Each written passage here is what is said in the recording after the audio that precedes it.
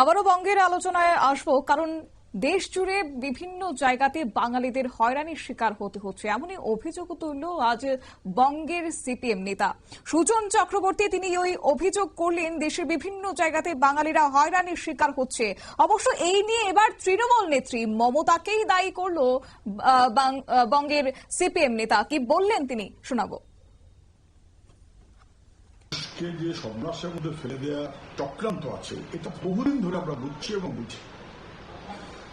সর্বোচ্চ জেলায়, রাজ্যে, বিধানসভায়, দিল্লিতে বাংলাভাষী মানুষকে যখন বাংলাদেশি বলে চিহ্নিত করে পুশব্যাক করার চেষ্টা করা হয়েছে, তখন মমতা ব্যানার্জি দিল্লির মন্ত্রী, উনি কিছু বলেননি, আমরা দাঁড়িয়েছি তো, নতুন কোনো কথা না।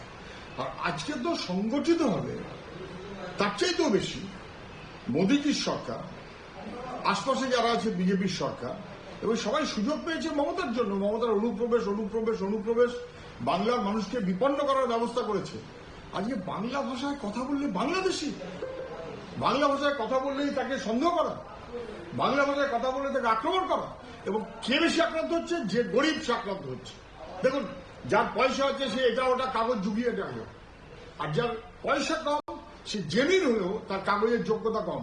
মানে কাগজের ভিত্তিতে মানুষকে হয়রান করা মানে গরিব মানুষকে হয়রান করা। এই আক্রমণটা বাংলা ভাষার মানুষ, পিছিয়ে পড়া মানুষ, গরিব মানুষ, তার বিরুদ্ধে দিল্লির এই চক্রান্ত, এবং এইটা ঠেকাতে হবে গোটা মানুষকে, বাংলা ভাষার মানুষ, গরিব মানুষ, দেশের মানুষ, গণতান্ত্রিক মানুষ।